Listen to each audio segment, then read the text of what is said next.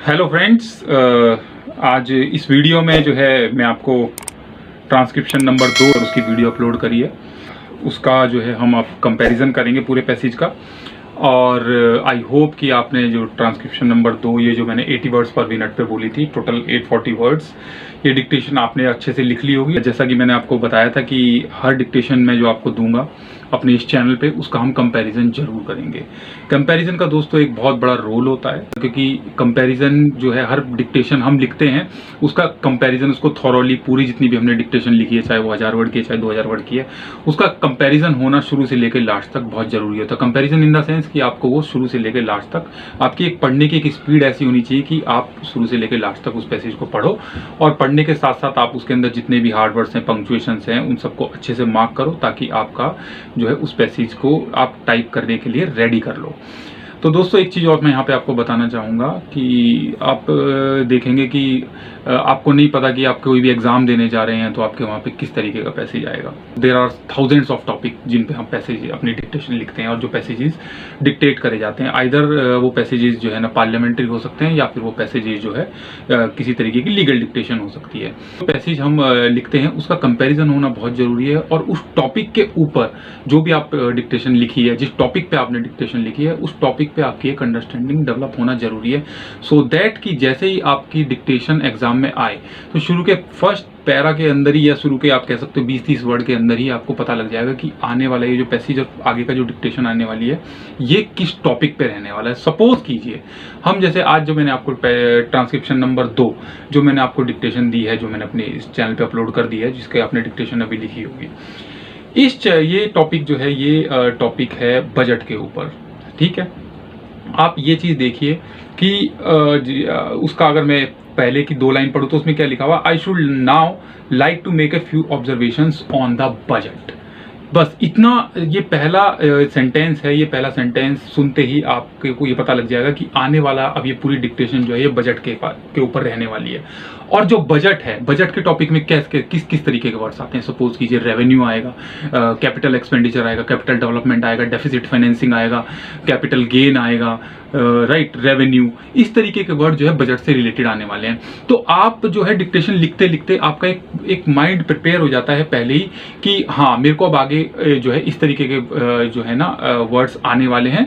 तो आप एक मेंटली प्रिपेयर हो जाते हो, तो और आप जो है डिक्टेशन लिखने के लिए फिर आप एक डिक्टेशन स्मूथ चलती है, फिर जो है ना डिक्टेशन छूटती नहीं है। तो इसीलिए मैं आपको बार बार यही चीज़ सजेस्ट करता हूँ कि जितने भी पैसेज, जितनी भी डिक्टेशन आप लिखते हो, उस डिक्टेशन को आप कंप्लीटली पढ़िए, और उससे रिलेटेड सारे, उस टॉपिक से रिलेटेड सारे वर्ड्स, आपको उसके रिलेटेड टर्मिनोलॉजी जो है वो आपको सारी पता होनी चाहिए। उससे क्या होता है कि आप एक बेस्ट स्टेनोग्राफर, आप अगर लाख बच्चे भी आएंगे स्टेनोग्राफर के वहाँ पे एग्जाम देने के लिए एग्जाम सेंटर पे, तो आपका एक कॉन्फिडेंस लेवल अलग ही होगा, because you know that you have prepared yourself in a very good way, right. तो आपने जो तैयारी करी है वो एक बहुत अच्छे लेवल की तैयारी है।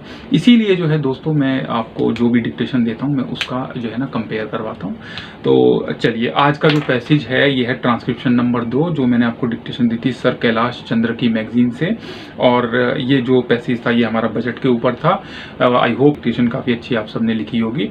और चलिए अब इसको हम कंपेयर करते हैं, और इसमें जो भी वर्ड्स होंगे टर्मिनोलॉजी को सीखेंगे, पंक्चुएशन कैसे मार्क करनी है मैं आपको शुरू से लेकर लास्ट तक बताऊंगा। Let's start. आपने जो डिक्टेशन लिखी है उस पर अब हम फोकस करेंगे। देखिए सबसे पहला जो हम डिक्टेशन में होता है पैरा मार्क कीजिए, क्योंकि पहले पैरे से ही जो है ना, पहले वर्ड से ही जो हम टाइप करना शुरू करेंगे तो पहले टैब मारेंगे, क्योंकि पहला जो शुरुआत होती है पैसेज की वहाँ से 5 स्पेस होते हैं, मतलब टैब मार के फिर शुरुआत करी जाती है, right. I should like now to make a few observations on the budget stop। देखिए यहाँ पे दोस्तों बजट आया है। ऑलवेज आपको ध्यान रखना है कि बजट का बी ऑलवेज कैपिटल आएगा, क्योंकि बजट जो है आपको पता ही है कि हमारे जो बजट इंडिया में आते हैं, फाइनेंस बजट जो पेश होता है मार्च में, ये बजट पेश होता है, इसलिए ये एक बहुत बड़ा इवेंट होता है पार्लियामेंट में। तो बजट का जो बी है वो ऑलवेज कैपिटल आएगा, ठीक है।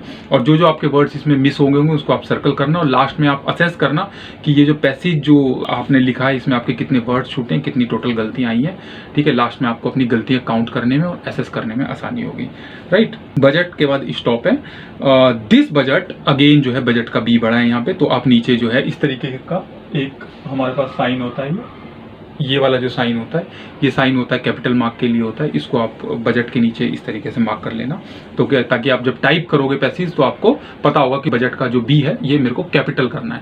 अदरवाइज टाइप के फ्लो में जब हम टाइप कर रहे होते हैं अपनी डिक्टेशन को देख के, तो फिर वो हमको समझ में नहीं आता कि क्या वर्ड कैपिटल करने हैं, कहाँ पे हमें क्या पंक्चुएशन मार्क करनी है, कॉमा लगाना, फुल स्टॉप लगाना, वो भूल जाते हैं। इसीलिए ये जो काम होता है पंक्चुएशन पूरी मार्क करने का, ये उन 10 मिनट में होता है जो 10 मिनट आपको पढ़ने के लिए एसएससी या फिर कोई भी एग्जाम सेंटर पे मिलते हैं, उसी में हमको ये काम करना होता है। और ये जो कंपैरिजन होता है ये उसी की तैयारी होती है, राइट। दिस बजट का बी बड़ा कैपिटल नीचे मार्क कीजिए, marks a turning point in the history of our country. Stop आएगा कंट्री के बाद।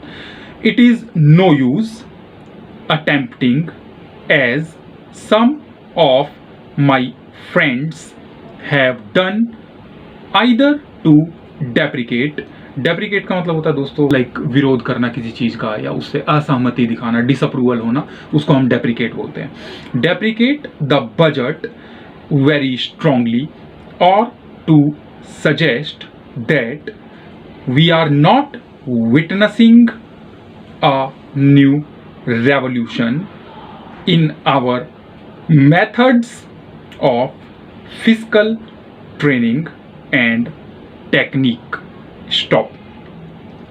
I want it to be quite clearly pointed out to my friends. To my friends का आप चाहें तो यहाँ पर बहुत अच्छा फ्रेज होता है, टू होता है, टू के साथ माई और उल्टा जो है फ्रेंड्स, है ना। इस तरीके से करके आप इसको बना सकते हैं, टू माई, देखिए टू माई फ्रेंड्स, ये हाथ मेरे को यहाँ से उल्टा पड़ रहा है, तो टू माई फ्रेंड्स का ये बहुत अच्छा एक फ्रेज होता है। आप चाहें तो इसको अपने उसमें मार्क कर सकते हैं, और अदरवाइज सिंगल आप आउटलाइन बनाना चाहते हैं तो वो भी बना सकते हैं।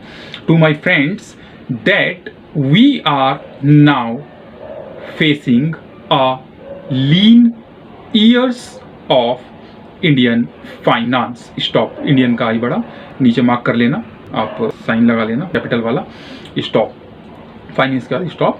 उसके बाद है हिदर टू का मतलब होता है दोस्तों लाइक इसके बाद से, राइट। हिदर टू कॉमा, देखिए थोड़ा सा हमें सेंस, अब हिदर टू के बाद यहाँ पे कॉमा है, आपको ये थोड़ा सा सेंस समझनी पड़ेगी कि अगर हम जैसे हिंदी में भी बोलते हैं कि आज के बाद, अगर मैं बोलूँ आज के बाद ये ऐसे होगा, तो आज के बाद, इसके बाद एक बहुत स्मॉल सा पॉज आ रहा है, आज के बाद ऐसा होगा, तो ऐसी जगह हमें एक अपनी सेंस लगानी पड़ती है कि कहाँ पर कॉमा आता है। लेकिन सपोज कीजिए अगर आपको यही नहीं पता कि हिदर टू का मतलब क्या है, तो फिर कॉमा लगाना तो बहुत दूर की बात है, आप कॉमा भी नहीं लगा पाएंगे हिदर टू के बाद, है ना। तो इसीलिए हमें जो ये मीनिंग होते हैं, इनकी स्पेलिंग होती है, इनका हमें पता होना चाहिए। अगर ये पता होंगी तो आप इजिली वहाँ पे कॉमा भी मार्क कर सकते हैं। आपको पता है कि हिदर टू का मतलब होता है आज के बाद, तो ऑब्वियसली सेंस, इंग्लिश की सेंस भी अपने आप निकल के आती है, राइट। तो जब सेंस निकल के आएगी इंग्लिश की, तो पंक्चुएशन भी ऑटोमेटिकली आप वहाँ पर मार्क कर लोगे, राइट। तो हिदर टू के बाद कॉमा, हिदर टू का मतलब आज के बाद, comma, we had revenue surpluses which were a form of public saving and which were meant to be utilised for capital development.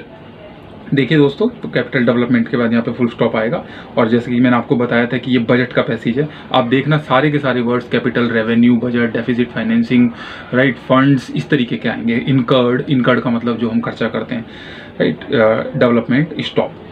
Hair after के बाद कॉमा आएगा, राइट। हेयर आफ्टर का क्या मतलब हुआ, हेयर आफ्टर का मतलब हुआ यहाँ के बाद, लाइक वो भी हिदर टू वाला सेंस आ रही है यहाँ पर भी।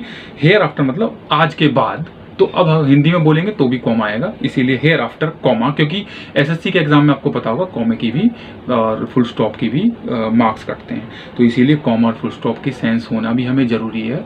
अगर आपको एक 100% बिल्कुल परफेक्ट स्टेनोग्राफर बनना है, तो ना सिर्फ आपको स्पेलिंग्स आनी चाहिए, ना सिर्फ आपकी स्पीड अच्छी होनी चाहिए, बल्कि आपकी पंक्चुएशंस भी बहुत एक्यूरेट होनी चाहिए, राइट। तो here after comma, this form of revenue surplus would not be available. Stop. We have, comma, therefore, comma, to find out, मैं यहाँ पे 1 मिनट पॉज लूंगा फ्रेंड्स। आप ये देखिए क्या हमारा ये सेंटेंस की शुरुआत कहाँ से हुई है, वी हैव देयरफॉर। आपको हमेशा ये चीज़ याद रखनी है कि देयरफॉर के बाद हमेशा कॉमा आएगा। अगर हमारे सेंटेंस की शुरुआत है ना देयरफॉर से हो रही है ना, जैसे अगर हम बोलते हैं देयरफॉर आई वांट टू से दिस, मतलब मैं ये इसलिए कहना चाहता हूँ, तो देयरफॉर का मतलब होता है इसलिए। तो देयरफॉर के बाद हमेशा मैंडेटरी कॉमा है, ये मैंडेटरी कॉमा ऑलवेज। लेकिन अगर देयरफॉर सेंटेंसेस एक सेंटेंस है पूरा, उसके बीच में आया तो देयरफॉर के आगे भी कॉमा आएगा और देयरफॉर के पीछे भी कॉमा आएगा, ये चीज याद रखनी है। और सेम जो केस है वो यहाँ पे है, वी हैव देयरफॉर, तो देयरफॉर यहाँ पे बीच में आया, इसीलिए आप मार्क कर लीजिए देयरफॉर की जो आपने आउटलाइन बनाई है उस आउटलाइन के आगे भी कॉमा लगा लीजिए, पीछे भी कॉमा लगा लीजिए। ये पंक्चुएशन आप इसलिए मार्क कर रहे हैं, जब आप टाइप करेंगे ना तो आपसे कुछ छूटेगा नहीं, कोई पंक्चुएशन नहीं छूटेगी, कोई बड़ा वर्ड जो कैपिटल हमें बनाने हैं वो सब नहीं, कुछ नहीं छूटेगा आपसे, और आपकी जो डिक्टेशन है वो बिल्कुल एक्यूरेटली शुरू से लेके एंड तक टाइप होगी, राइट। तो therefore comma to find out ways and means. Ways and means जो है दोस्तों एक फ्रेज है जिसकी आउटलाइन आपको वेज एंड मीन्स की मैं बता देता हूँ। अगर मैं एक एक आउटलाइन बताऊंगा तो वो काफ़ी लंबी हो जाएगी। वेज एंड मीन्स की एक आउटलाइन होती है, ये फ्रेज होता है पूरा, राइट। तो आप चाहे तो इससे ऐसे लिख सकते हैं, या हो सकता है कि आपने वेज एंड मीन्स को अलग अलग तरीके से लिखा होगा।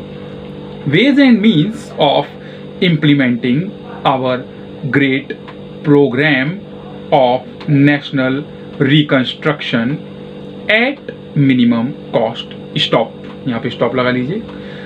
माई point is that the deficit, deficit देखिए दोस्तों, ये डेफिसिट भी जो है ये बजट का, जब भी आपका कोई बजट से रिलेटेड पैसेज आएगा तो डेफिसिट वर्ड जरूर आएगा। आप डेफिसिट का मतलब होता है घाटा, किसी भी तरीके का घाटा हो जाना कि, तो उसको हम बोलते हैं। इसी तरीके से डेफिसिट फाइनेंसिंग होता है, डेफिसिट फाइनेंसिंग मतलब घाटा, राइट। तो पैसों का घाटा हो जाना किसी भी तरीके से, उसको डेफिसिट बोला जाता है। कमी, डेफिसिट मीन्स लाइक कमी, ठीक है। डेफिसिट ऑन रेवेन्यू अकाउंट मतलब रेवेन्यू के लिए डेफिसिट हो गई थी। तो ये इस डेफिसिट रेवेन्यू अकाउंट, ये देखिए अगर आपको पता होगा ना कि बजट से रिलेटेड पैसेज है आने वाले, तो ये वर्ड्स आपको पहले ही माइंड में यहाँ पे सेट हो जाएंगे कि बजट से रिलेटेड मैसेज आना है तो रेवेन्यू वर्ड्स आएगा, ये सब आएंगे, ठीक है। तो इसीलिए मैं आपको कह रहा था कि पैसेज पे अपनी डेवलपमेंट हमको डेवलप रखना चाहिए, अपनी अंडरस्टैंडिंग को, राइट। अब हम आगे चलते हैं। Deficit on revenue account would be of the order of about ₹19 to 20 crore. यहाँ पे एक चीज़ याद रखनी पड़ेगी दोस्तों, आपको मैं बता देता हूँ कि रुपीज़, देखिए रुपीज़ आप दो तरीके से लिख सकते हैं, या तो हम RS लिख के डॉट लगा देते हैं, राइट। अगर आप ये कंडीशन लेते हैं रुपीज़ में RS लगा के आपने डॉट लगा दी, तो जितने रुपीज़ हैं आगे लाइक 90 रुपीज़ है या 19 है, तो आपको रुपीज़ और ये जो फिगर हम लिखेंगे उसके बीच में गैप नहीं देना है। यहाँ पे आपको मैं एग्जैक्टली बताऊं, देखिए अगर जैसे ये रुपीज़ है,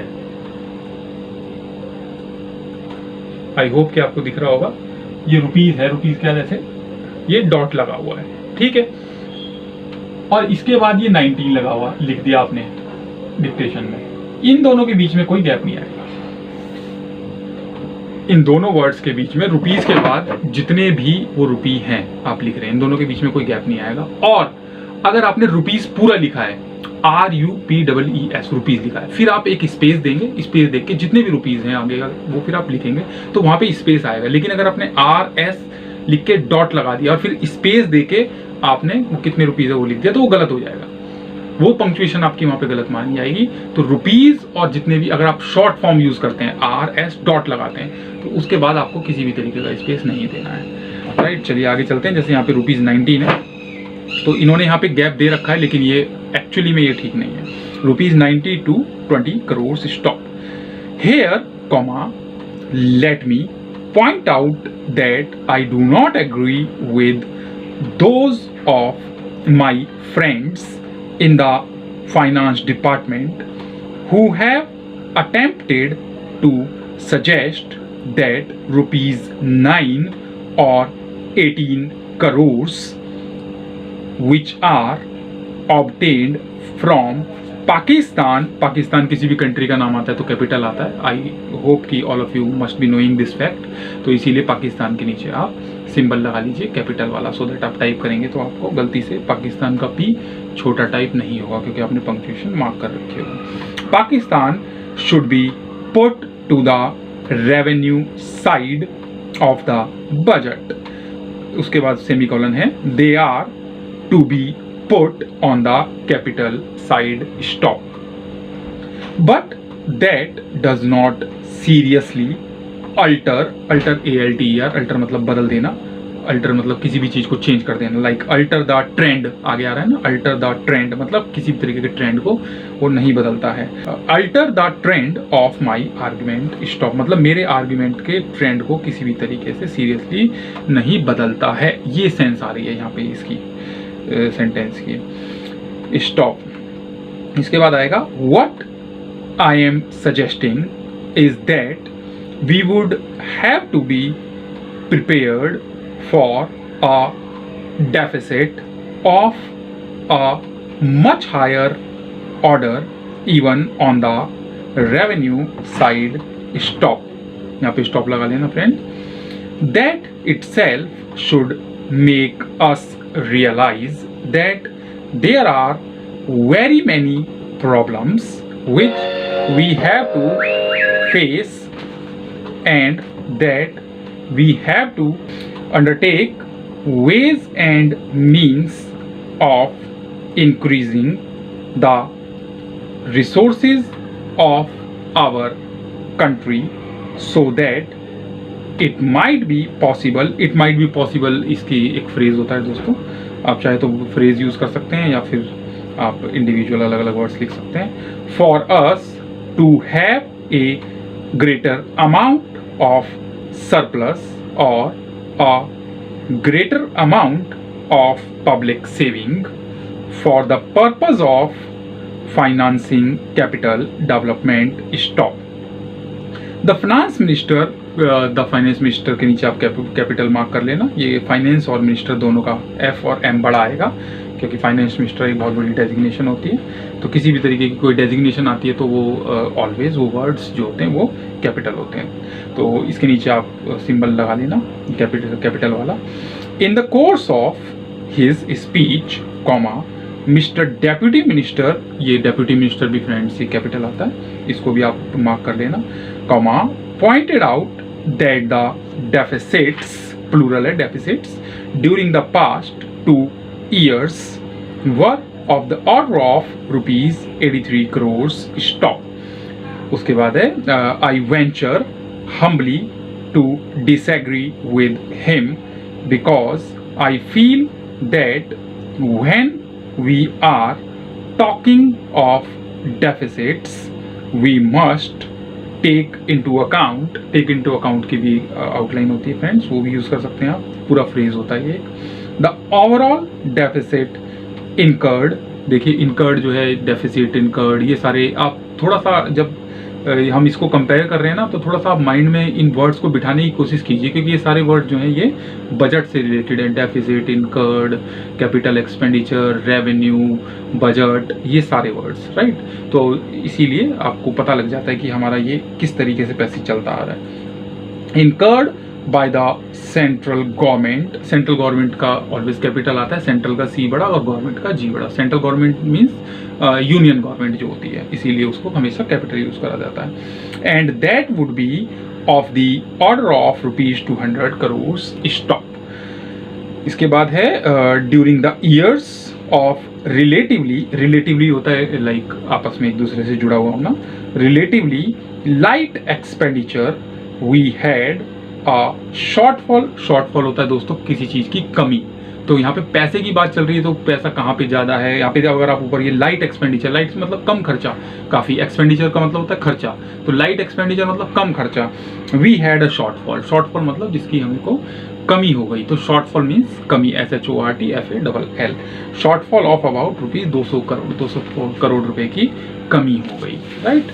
चलिए नाउ यहाँ से पैरा है अनडाउटेडली, अब नेक्स्ट वर्ड है अनडाउटेडली, यहाँ से आप पैरा मार्क कर लीजिए, पैरे का जो साइन होता है इस तरीके का होता है ना पैरा का साइन, यहाँ पे आप ये मार्क कर लीजिए।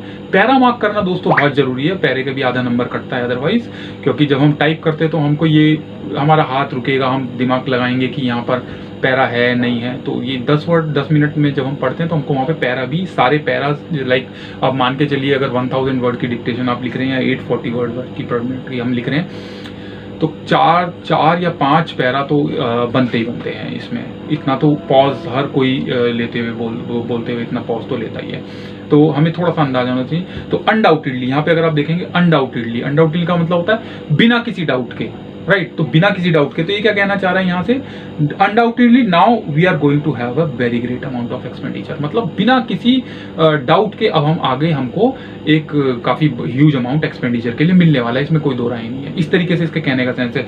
तो अनडाउटेडली मतलब बिना किसी डाउट के, तो ऐसी जगह पे कॉमा आएगा। प्लस यहाँ से बोलने की सेंस चेंज हो रही है ना। जो पिछला टॉपिक था यहाँ से टॉपिक भी हल्का सा चेंज कर दिया। तो ऐसी जगह जहाँ पर सेंस चेंज होती है थोड़ी सी भी, या टॉपिक चेंज होता है, वहां से हम पैरा को नया पैरा मार्क करते हैं, राइट। तो यहाँ से अनडाउटेडली से यहाँ से नया पैरा मार्क हो रहा है। तो आप ये पैरा वाला साइन यहाँ पे अपनी डिक्टेशन में मार्क कर लीजिए, ताकि टाइप करते हुए आपको किसी तरीके की भूल ना लगे कि आप भूल जाओ कि यहाँ से मेरे को पैरा मार्क करना था, और बाद में फिर आपका आधा नंबर या फिर कुछ भी जो कटता है तो SSC वाले काट लें, राइट। तो चलिए अब यहाँ से कंपेयर फर्दर करते हैं। Undoubtedly comma now when we are going to have a very great amount of expenditure comma we might have a greater amount of deficit and we would have to find out ways and means of trying to meet our capital expenditure stop. Some members में M बड़ा आएगा, क्योंकि members का मतलब क्या है यहाँ पे, members of parliament, MPs की बात चल रही है, इसीलिए members always capital आता है। इसके नीचे आप मार्क कर लीजिए कैपिटल वाला sign. Members have pointed out that deficit financing is good. Others have pointed out that it is a poison. Stop. POISON, poison. Stop. One honorable member, honorable यहाँ पे आप देखेंगे डिक्टेशन में तो HON जो है करके डॉट लगाया हुआ है, जबकि हमें पूरा स्पेलिंग लिखनी है HONOURABLE, ऑनरेबल इस तरीके से हमें नहीं लेना है। ऑनरेबल मेंबर का एम बड़ा। Who preceded me like preceded, PRECEDD, preceded मतलब जो मेरे से पहले जिसने बोला है ना। preceded का मतलब होता है मेरे से पहले वाला। तो preceded me, क्योंकि दो वर्ड होते हैं दोस्तों, प्रोसीडेड भी होता है प्रीसीडेड भी होता है ना। तो कंफ्यूजन ना हो, इसीलिए प्रीसीडेड में आप ई की वोवल लगा सकते हैं, और प्रोसीडेड में आप जब आउटलाइन लिखेंगे तो ओ की लगा सकते हैं। तो यहाँ पे प्रीसीडेड आया है PRECEDD। Preceded me pointed out that it could be taken like a tonic stop.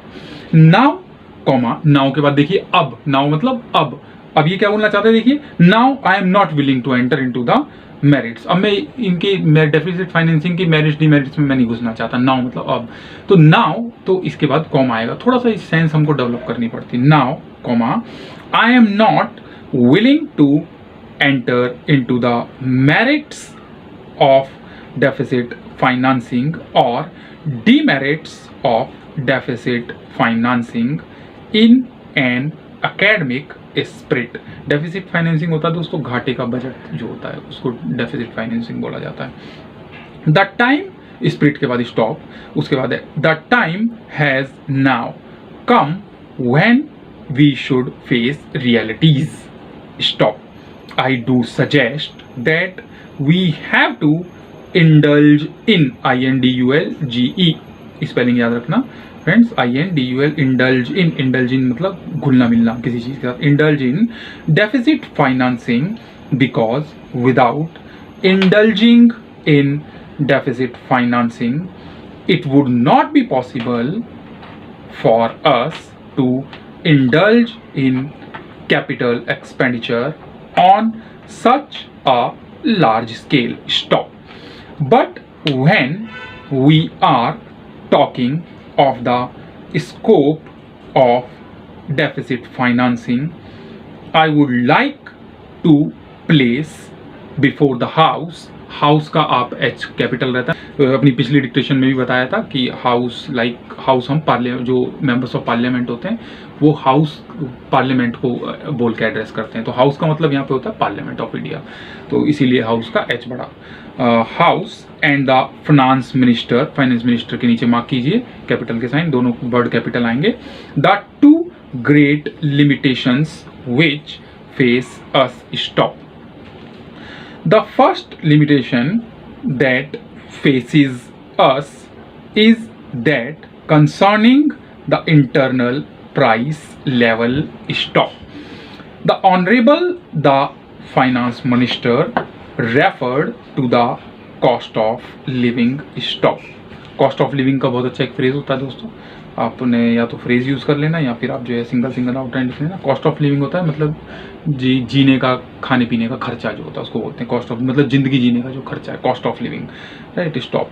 He said that he was going to keep a watch over the cost of living so that it may not shoot up within a short period and make a mess, M-E-S-S, mess of the plans of capital development stop. But there is another limitation which has also to be borne in mind, a limitation which has not received as much notice as it should have done in all the discussions that have taken place on deficit financing stop. That limitation is the external limitation or the limitation which arises on account of our balance of payments position stop. देखिए दोस्तों, जब भी कोई budget से related topic अगर आपके exam में आता है या फिर आप प्रैक्टिस करते हैं तो बैलेंस ऑफ पेमेंट, मैंने आपको बताया बहुत सारे वर्ड्स मैंने बजट से रिलेटेड बताए, ये वर्ड्स ऑलवेज आएंगे ही आएंगे, राइट। उसी में एक वर्ड और ये आ जाता है बैलेंस ऑफ पेमेंट। लेन देन में जो भूल चूक लेनी देनी वाला जो होता है तो उसको बैलेंस ऑफ पेमेंट्स बोला जाता है। किसी भी तरीके का जो रह जाता है तो उसको बोलते हैं कि balance of payments position stock. तो ये वर्ड भी जो है बहुत कॉमन है बजट के पैसेज, बजट रिलेटेड जितने भी पैसेज हम आएंगे तो उसमें ये वर्ड जरूर आएगा।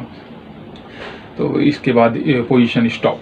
आई think this is as important mister deputy speaker as the internal price level and I should like to elaborate ELABORATE। यहाँ पे जब आप कंपेयर करते हैं तो वहाँ पे स्पेलिंग्स का भी बहुत रोल होता है फ्रेंड्स। अगर आप एक भी स्पेलिंग गलत करते हैं तो आपके नंबर कटते हैं SSC में एग्जाम में, इसीलिए जो है आपको स्पेलिंग आपकी बिल्कुल पक्की होनी चाहिए।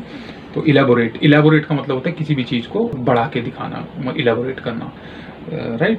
तो elaborate that particular point a bit more because I feel that a time will shortly arrive when we might have either to reconsider our policy or might even have to leave the Sterling Club।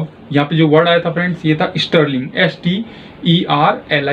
STERLING। Stirling होता है बड़ा, कोई चीज़ बड़ी prestigious है ना, कोई चीज़ बहुत अच्छी जो मानी जाती है, प्रेस्टिजियस मानी जाती है, जिसकी रिस्पेक्ट होती है उसको बोलते हैं स्टर्लिंग क्लब। ये कोई क्लब होगा तो क्लब बहुत प्रेस्टिजियस होगा, उसकी बात चल रही है यहाँ पे।